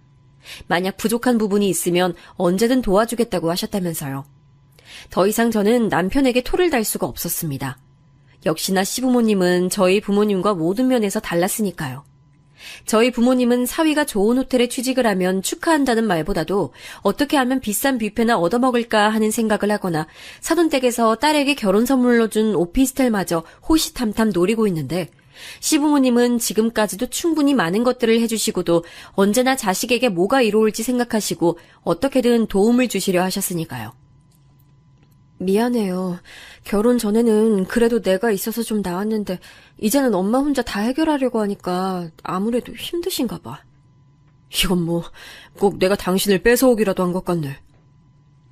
언제나 제 곁에서 커다란 버팀목이 되어줄 것만 같았던 남편마저 어머님이 얼마나 힘드시면 여기까지 찾아오셨겠냐 말은 그렇게 하면서도 얼굴에는 불편한 기색이 역력했습니다. 저는 자꾸만 화가 끌어올라 결국 참지 못하고 다음날 곧바로 엄마를 찾아갔죠.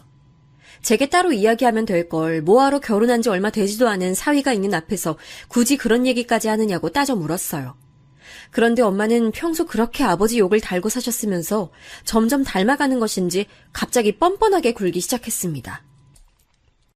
결혼식 때 식비도 없어서 카드 3장을 돌려가며 계산하는 걸 뻔히 다 봤는데 너한테 무슨 돈 얘기를 하니?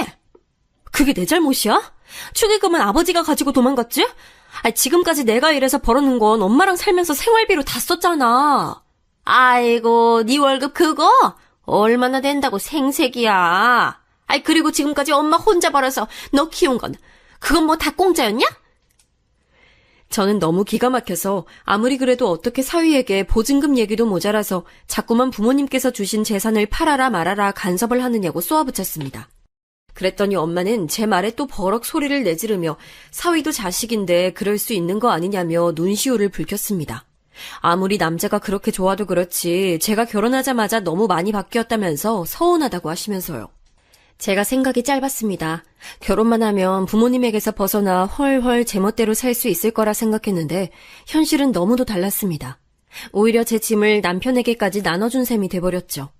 결국은 남편의 도움으로 엄마가 사시던 집에 보증금이 해결됐습니다. 엄마는 고맙다는 말 한마디도 없이 내 딸이랑 결혼했으면 다 같은 자식인 건데 그 정도는 해줄 수 있는 거라며 오히려 당연하다는 듯 굴었습니다. 그때까지만 해도 친정집 상황을 남편이 아예 모르고 결혼을 한 것도 아니었으니 어느 정도는 예상하고 있었겠다 싶으면서도 저는 자꾸만 마음이 무거웠죠. 그렇게 시간이 흘러 어느새 결혼한 지 2년이 넘어갈 쯤이었습니다. 저희 부부에게도 천사 같은 아이가 찾아온 것이었죠. 저는 임신 사실을 알게 되자마자 엄마 생각이 가장 먼저 나서 그날 바로 퇴근길에 들러 말씀드렸어요. 그런데 엄마도 당연히 기뻐하실 거라고 생각했던 것과는 달리 엄마는 무슨 애를 벌써 가졌냐며 인상부터 쓰셨습니다. 축하한다는 말 한마디도 없이 말이죠. 직장은? 너네 후퇴 육아휴직도 안 되잖아. 우선 일할 수 있을 때까지 하다가 배 나오면 그만둬야지. 남편이랑도 전에 그렇게 하기로 했고. 너는 네 애만 생각하니? 저는 엄마의 말에 너무 놀라 입이 다물어지질 않았습니다. 결혼은 하기야 했지만 아무래도 제 나이가 아직 어렸으니 엄마는 제가 너무 일찍 아이를 갖지 않길 바라신 건 알고 있었습니다. 아무리 결혼을 했어도 몇 년은 살아봐야 어떤 사람인지 알 수 있는 것이니 그때 돼서 애를 가져도 전혀 늦지 않는다는 엄마의 조언에 저도 어느 정도 납득이 되어 지난 2년 동안 남편 모르게 피임을 하고 있었으니까요. 남편은 아무래도 나이가 저보다 10살이나 많았으니 하루라도 빨리 아이를 갖고 싶어 하기야 했지만 저도 나름 직장 생활에 더 충실하고 싶기도 했거든요. 그런데 이제는 남편이 얼마나 저를 위해 헌신적인 사람인지도 알았고 한 살이라도 젊을 때 아이를 키우는 것이 좋을 것 같아 제 나름대로는 계획하에 한 임신이었습니다. 그런데 엄마는 아직도 제가 미덥지 않으신지 임신 사실이 전혀 기쁘지 않으신 것 같았어요. 그리고는 어릴 때 덥석 애부터 가져서 지금까지 고생하는 엄마를 보고도 너는 그렇게 애가 갖고 싶었냐는 말로 시작해 네 창창한 미래도 이제 끝이라는 말로 사람 가슴에 쿡쿡 못을 박더군요. 저는 엄마와 나는 다르고 아빠와 김서방은 전혀 다르다라는 말이 목구멍까지 올라왔지만 차마 하지 못했습니다. 평생 고생만 해오신 엄마의 마음을 제가 가장 잘 알고 있었으니까요. 혹시나 아이 때문에 제가 하고 싶은 것들을 누리지 못하고 살까 엄마는 걱정하시는 걸 테니까요. 그런데 제 예상은 또 빗나가고 말았습니다. 제가 임신을 하고 돌아온 첫 명절날의 일이었습니다. 엄마는 기분 좋게 세배를 하고 앉은 저와 남편의 앞에서 덕담이라고 하신 말이 정말이지 들어줄 수가 없었습니다. 너 일 그만둬도 지금까지 나한테 주던 용돈은 그대로 줘야 돼. 네가 못 주면 당연히 김서방이 알아서 챙겨줘야 되고. 용돈이요? 저는 말이 나오지 않을 정도로 당황해서 몸이 딱딱하게 굳어 있었고 순간 남편의 얼굴은 얼음장처럼 차가워지며 분위기가 싸해져 있었습니다. 사실 저는 남편에게 말하지 않은 비밀이 또 있었습니다. 결혼 이후에도 남편 모르게 어머니에게 생활비를 따로 드리고 있었어요. 많은 금액은 아니었지만 그래도 얼마 되지 않는 제 월급에서 매달 따로 드리고 있었으니 남편은 놀랄 만한 일이었지요. 남편은 나름대로 저희 친정에 잘하고 싶어 엄마를 뵐 때마다 따로 용돈을 자주 드렸거든요.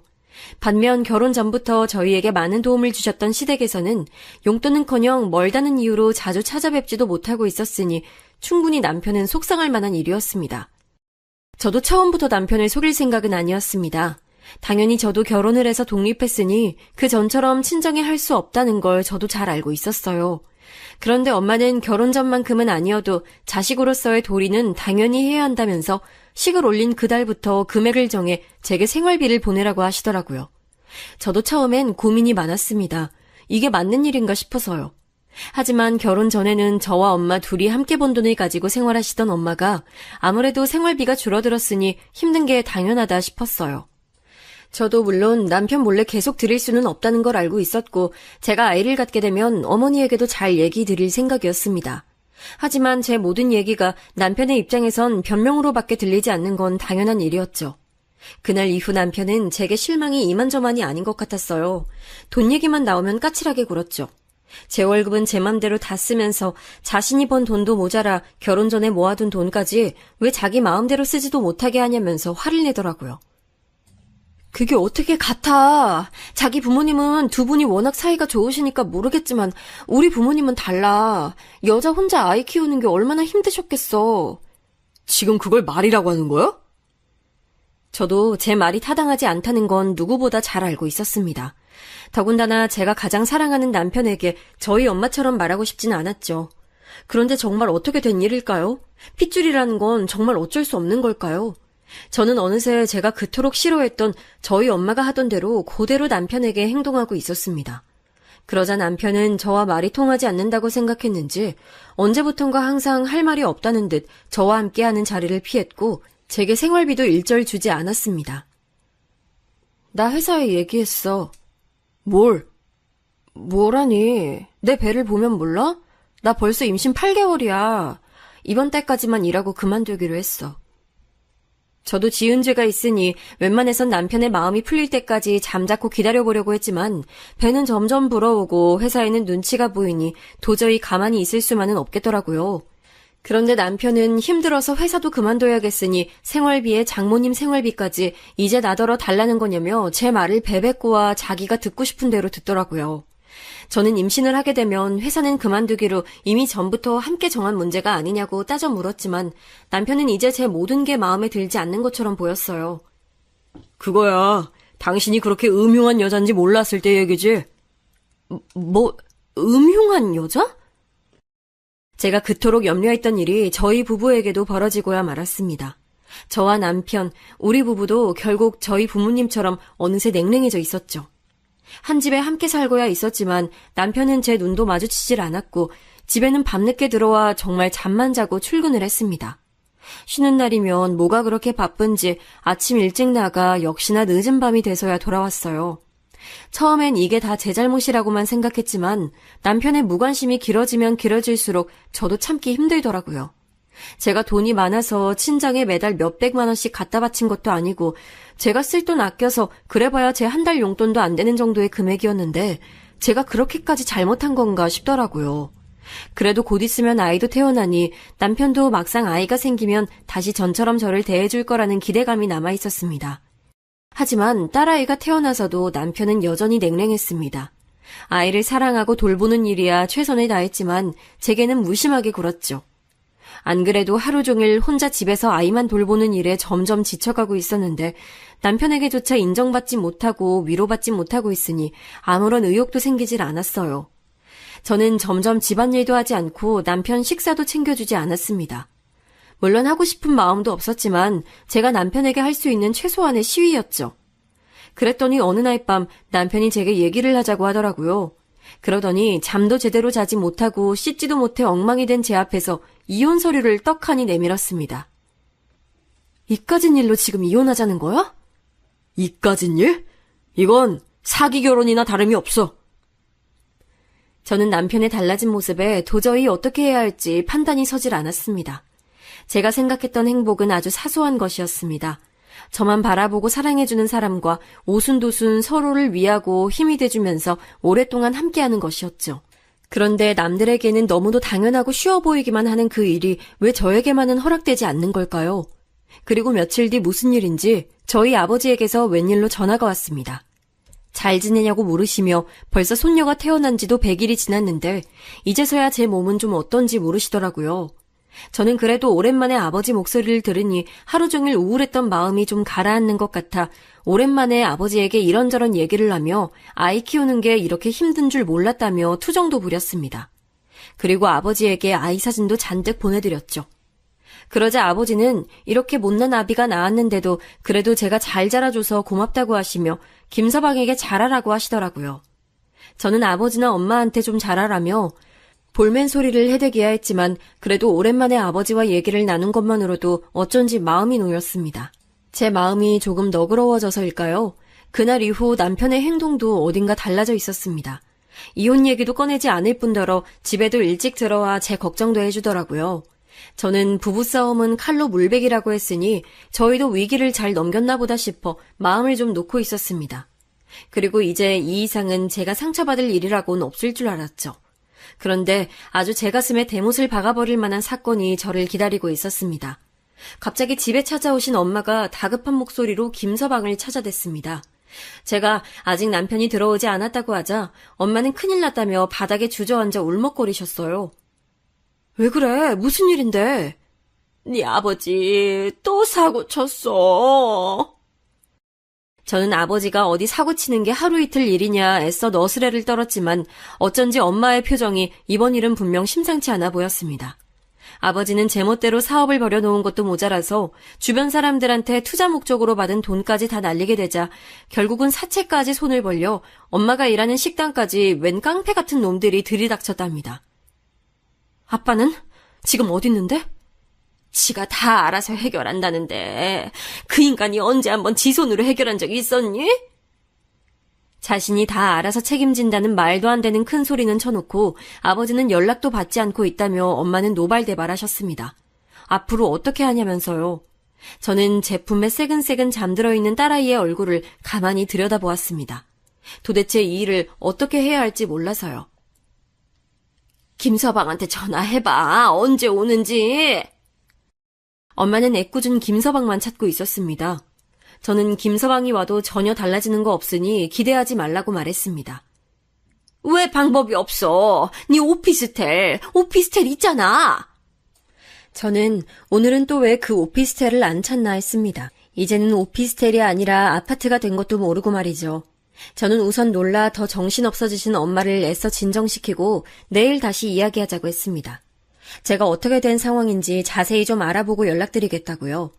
그날 밤 남편이 들어오는 소리를 듣고도 저는 모르는 척 방에서 나오지 않았습니다. 이제야 남편과의 사이가 좀 나아졌다고 생각하고 있었는데 또 내일이면 그에게 비밀이 생겨버릴 테니 도저히 아무렇지 않은 얼굴로 남편을 대할 수 없을 것 같았습니다. 저는 다음 날 아침이 되자마자 그 길로 아이를 안고 은행에가 제 명의로 되어 있는 아파트를 담보로 대출을 받았습니다. 그리고 엄마가 말한 사채업자 사무실로 찾아갔죠. 그런데 생각지도 못한 일이 일어나 있었습니다. 건물 앞에 익숙한 차 한 대가 세워져 있더라고요. 바로 제 남편의 차였습니다. 여보?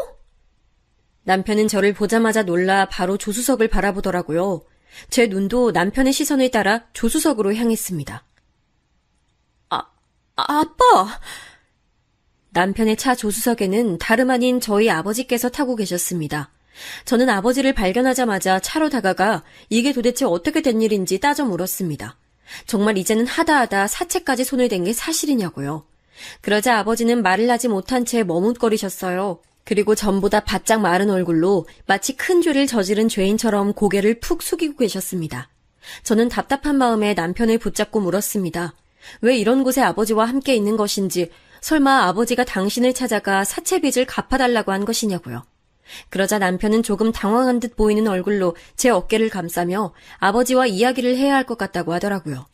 저는 아버지와 둘만 남아 어떻게 된 일인지에 대해 이야기를 나눴습니다. 그런데 몇 년 만에 얼굴을 마주하고 앉은 아버지의 이야기는 정말이지 믿을 수가 없었습니다. 얼마 전 아버지께서 위암 판정을 받으셨답니다. 지금까지 건강검진 한번 제대로 받아본 적이 없었으니 암은 진작 손쓸 수도 없을 만큼 나빠져 있었죠. 아버지는 사실을 알자마자 어머니에게 이야기하려고 했지만 사업에 문제가 생겨 투자자들이 모두 다 돌아서는 바람에 급하게 쓴 돈이 화근이 되어 이 지경이 됐답니다. 그러던 중에 병원에 갔다가 우연히 사돈 어르신을 모시고 온 저희 남편을 만났고 무슨 일로 암센터에 온 것인지 사위가 꼬치꼬치 물어대는 통에 할 수 없이 자초지종을 말하게 됐답니다. 아버지는 지금까지 하나뿐인 자식이며 마누라에게 해준 것도 없으니 차라리 암에 걸렸다는 사실조차 말하지 말고 이대로 포기하려고 했었답니다. 그런데 김서방이 암이라는 게 다 처음엔 가능성이 없다고부터 말한다면서 지금 얼마나 힘드신지 누구보다 잘 안다. 지금부터 함께 노력하면 된다고 위로하며 우선 사채빚부터 빨리 정리하자고 했답니다.